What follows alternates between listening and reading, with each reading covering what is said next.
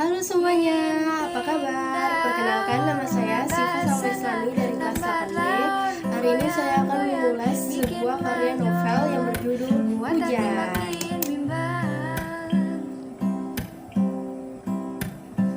Unsur intrinsik. Yang pertama, tema. Di dalam novel ini terdapat berbagai tema, yaitu tentang persahabatan, tentang cinta, tentang perpisahan, tentang melupakan, dan tentang hujan. Yang kedua adalah tokoh, Lail, Elijah, Esok, Maria, Ayah Lail. Yang ketiga, latar waktu, pagi, siang, sore, dan malam. Latar tempat, stasiun kereta, rumah Lail, rumah sakit, dan panti sosial.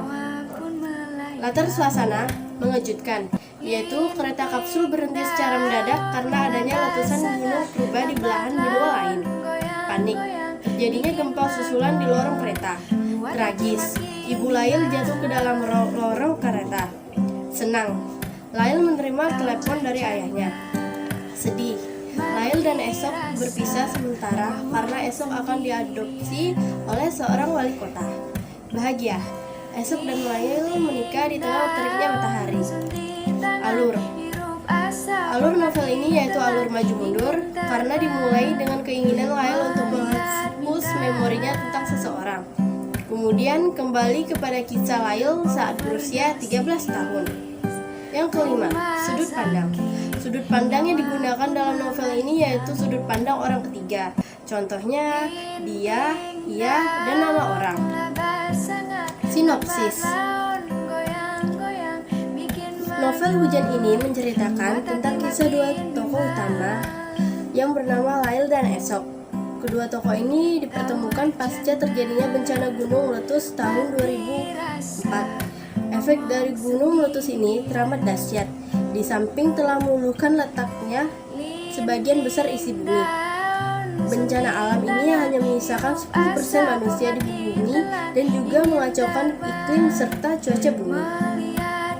Tokoh laki-laki bernama Esok adalah pemuda yang jenius dan pintar. Pada usia 16 tahun harus pindah ke ibu kota, melanjutkan sekolah dan berhasil menciptakan mobil terbang yang pertama. Sementara tokoh wanita yang bernama Lail memiliki karakter sebagai gadis sederhana yang hidup di panti sosial dan akhirnya menjadi seorang relawan kemanusiaan dan bersekolah di sekolah perawat. Lail ternyata mempunyai perasaan lebih pada Esok. Perasaan ini ia pendam bertahun-tahun lamanya, tanpa pernah kita mengungkapkannya.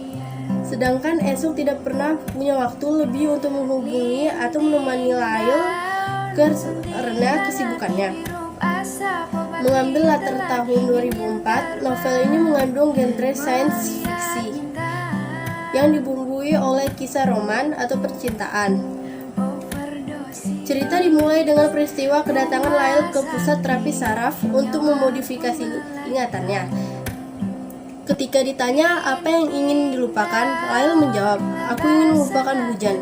Cerita pun bergulir dengan dibantu oleh Elijah, seorang paramedis senior.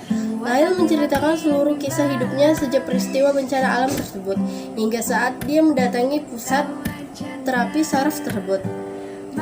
Cerita kemudian bergulir dengan sangat apik dan membuat ending yang sangat tidak mengecewakan. Amatannya, dengan melakukan berbagai kesibukan kita bisa melupakan banyak hal. Namun melupakan bukanlah solusi bijak mengatasi kesedihan. Solusi terbaik adalah menerima segalanya agar tidak terjadinya beban.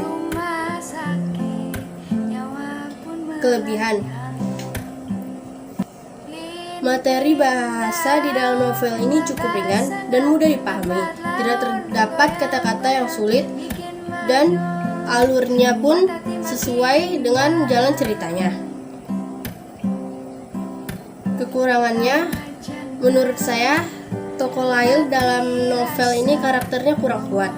Dia hanya seorang gadis lemah, cengeng, dan tidak mempunyai inisiatif apa-apa. Keberhasilannya dalam berbagai hal di dalam cerita karena ajakan dari temannya Maryam. Dan